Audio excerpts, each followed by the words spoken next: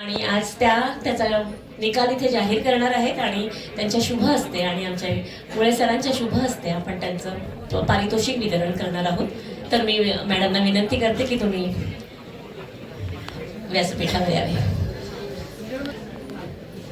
सन्माननीय कोमसापचे अध्यक्ष प्रकाश पाटील सर, तसेच लिटरेटी समितीच्या इंचार्ज मान्यवर डॉक्टर स्वाती वर्मा, तसेच उपस्थित मान्यवर आणि डिंपल पब्लिकेशनचे अशोक मुळे सर, जे माझे साहित्यपिता आहेत, ज्यांनी मला कवयित्री, लेखिका, ललित सर्व प्रथम पुस्तकाचं प्रकाशन त्यांनी केलेलं आहे आणि आज ते इथे हजर आहेत, याचा मला खूप अभिमान वाटतोय.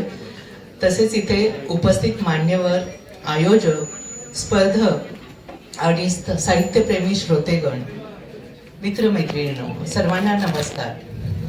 आज आपण सर्वजण मराठी भाषा गौरव दिनानिमित्त कोकण मराठी साहित्य परिषद वसई आणि लिटरेटी समिती विद्यावर्धिनी अभियांत्रिकी महाविद्यालय यांनी आयोजित केलेल्या साध मराठी या सुंदर सोहळ्यास येथे एकत्र जमलो आहोत. कोमसाप वसई आयोजित लघुकथा लेखन स्पर्धेची परीक्षक म्हणून ही जबाबदारी आयोजकांनी माझ्यावर सोपवली, त्याबद्दल आयोजकांचे मनापासून आभार. तसेच विशेष आभार माझी जिवलग सखी, सुप्रसिद्ध कवयित्री आणि अधोरेखित दिवाळी अंकाची संपादिका डॉक्टर पल्लवी बनसोडे हिचे, जिने मला ही संधी दिली. पुण्याला जसं विद्येचं माहेरघर म्हणतात, तसंच वसई हे मराठी साहित्य संस्कृतीचे माहेरघर आहे असं मला वाटतं. कारण वसईमध्ये मराठी साहित्य संस्कृतीचे विशेष कार्यक्रम वर्षभर अत्यंत दिमाखाने साजरे होतात आणि त्याचं कौतुक पेपरमध्ये वाचताना अभिमानाने मन भरून येतं. माझी साहित्यिक वाटचाल ही सप्टेंबर 2018 मध्ये सुरू झाली. वसईतील साहित्य जल्लोष 2019 या लोकप्रिय कार्यक्रमासाठी त्यावर्षी मी प्रथमच वसईत आले होते. डिंपल पब्लिकेशनचे सर्वेसर्वा आदरणीय अशोक मुळे सर, ज्यांना वसईतील प्रत्येक जण ओळखतो, त्यांनी आवर्जून मला निमंत्रित कवी म्हणून तेव्हा आमंत्रित केलं होतं. त्यावेळी पल्लवीसारखी गोड मैत्रीण मिळाली. ज्योतिताई, शिल्पाताई, संगीता सखी यांची तेव्हा भेट झाली होती आणि तेव्हापासूनच वसईशी एक सुंदर नातं निर्माण झालं. उद्या मराठी भाषा गौरव दिन. आपल्या मराठी भाषेला अभिजात दर्जा मिळाला आहे, तरीही तिला जोपासणं, तिचा अभिमान बाळगणं, तिच्या अस्मितेची परंपरा सांभाळणं याची सुरुवात घराघरातून झाली पाहिजे.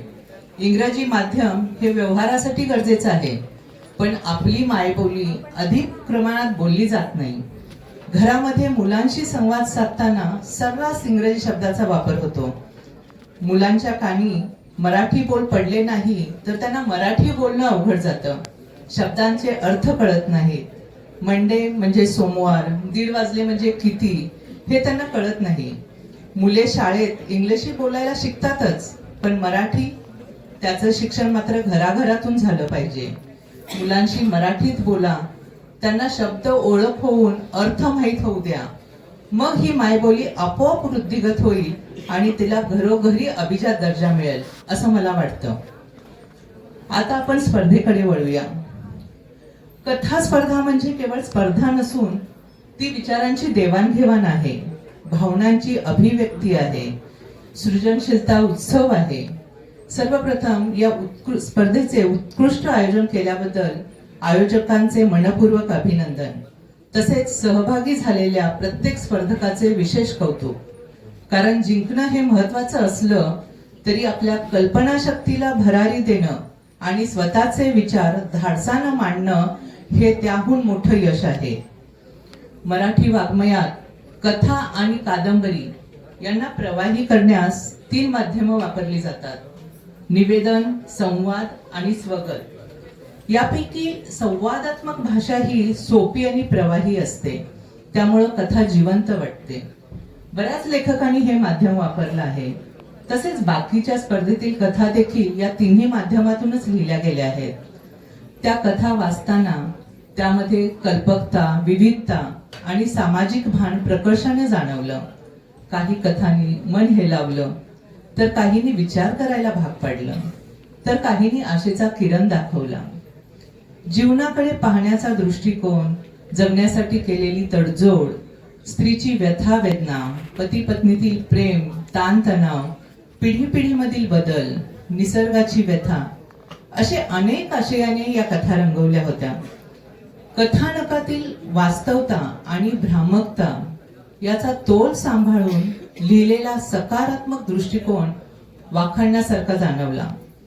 परीक्षक म्हणून मी प्रत्येक कथा वाचली. त्या वाचतानाचा आनंद आणि अभिमान याची अनुभूती खरोखरी सुखावह होती. कथेच्या संदर्भात पाहिलं तर कथेची सुरुवात ही आकर्षक आणि उत्सुकता निर्माण करणारा, कथेचा मध्य उंची गाठणारा, संघर्ष दाखवणारा आणि शेवट हळवा चटका लावणारा किंवा विचार करायला लावणारा असला की ही कथा उत्तम जमली आहे या निर्णयापर्यंत वाचक पोहोचत असतो. या त्रिस्तोत्रीच्या आधारेच या सर्व कथांचं मी परीक्षण केलं आहे. क्रमवारीचा निर्णय घेणं तितकं सोपं होतं, कारण सर्वच कथा अत्यंत छान दर्जेदार होत्या. हा निकाल ठरवताना विचारांची मांडणी, कथानकाची सुसंगती, भाषेची शुद्धता आणि सृजनशीलता आणि वाचकावर त्यावर होणारा परिणाम या बाबींचा विचार करून ही क्रमवारी निश्चित केली. आता आपण सर्वजण उत्सुकतेने हा वाट पाहत आहात. तो क्षण आलेला आहे. पहिल्यांदा उत्तेजनार्थ पुरस्कार भीती कशाला, लेखिका स्वाती पराडकर यांना पुरस्कृत करण्यासाठी बोलवत आहे सुषमा राऊत यांना. उत्तेजनार्थ पुरस्कार आहे समृद्धीची पावले, लेखिका प्रीती चौधरी. तृतीय क्रमांक कथा शिती, लेखिका आहेत आदिती काळे. त्यांना पुरस्कार देण्यासाठी बोलवते आहे संगीता, सखी संगीता.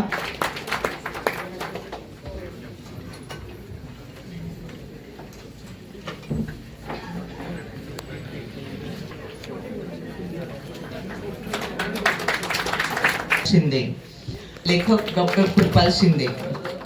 पुरस्कृत करत आहेत डिंपल पब्लिकेशनचे अशोक मुळे सर.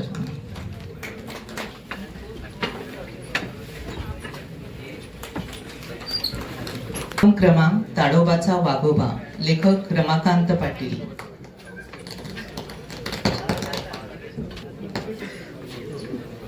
प्रथम पुरस्कृत ताडोबाचा वाघोबा ही रमाकांत पाटील यांची कथा अत्यंत दर्जेदार आहे. भाषा शैली अप्रतिम, जणू जी.ए. कुलकर्णी यांच्या कथा वाचत आहे असं जाणवलं. ही कथा संवादात्मक, काल्पनिक आणि वास्तविकता याचा समन्वय साधणारी असून त्याला विनोदी शैलीचा स्पर्श आहे.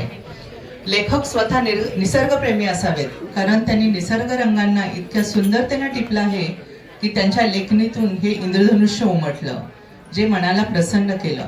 कथानक, भाषा शैली आणि भाषा शुद्धता, सुंदर हस्ताक्षर यामुळे ही कथा प्रथम क्रमांकास पात्र ठरली. द्वितीय क्रमांक असलेली भीष्म पितामह या कथेत जुन्या पिढीचा अनुभव आणि नव्या पिढीचे आधुनिक विचार याचा समन्वय साधून कार्य केलं तर पिढीतलं अंतर नक्कीच कमी होते आणि त्या कार्यास एक सकारात्मक दृष्टिकोन मिळतो. डॉक्टर कृपाल शिंदे यांनी ग्रामीण भागातील लोकांसाठी लिहिलेली ही प्रेरणादायी कथा द्वितीय क्रमांकास पात्र ठरली. तृतीय क्रमांकास असलेली शिती, आदिती काळे यांची मातृत्वाची महती सांगणारी कथा. मातृत्व हे निरपेक्ष प्रेम, मायेची ऊब, आधार आणि शक्ती, कोमलता आणि त्यागात वसलेलं असतं. मग ते मातृत्व आपल्या लेकरासाठी असो किंवा गायीच्या वासरासाठी. मनाला हळवं करणारी ही कथा तृतीय क्रमांकास पात्र ठरली. उत्तेजनार्थ मिळालेल्या समृद्धीची पावले ही प्रीती चौधरी यांची निसर्गाचा ऱ्हास न होऊ देता त्याचे संवर्धन करणारी सुंदर कथा. तसेच भीती कशाला ही स्वाती पराडकर यांच्या स्त्रीच्या अस्तित्वाला अधोरेखित करणारी स्वरूपात लिहिलेली कथा. दोन्हीही कथा उत्तम. पुन्हा एकदा पुरस्कारांचे मनपूर्वक अभिनंदन. आणि ज्यांना यावेळी पारितोषिक मिळाले नाही त्यांनी खचून न जाता अधिक जोमाने पुढील वेळी सहभागी व्हावे. प्रत्येक प्रयत्न आपल्याला अधिक सक्षम बनवत असतो. वाचत राहा, जेवढं टिपता येईल तितकं वेचून घ्या आणि लिहित राहा. शेवटी एवढंच म्हणेन, कथा ही अनुभव, निरीक्षण आणि समन्वय साधत शब्दातून जन्माला येते, तेव्हाच ती मनात घर करते. लेखनाची ही ज्योत सदैव प्रज्वलित ठेवा. सर्वांना शुभेच्छा. धन्यवाद.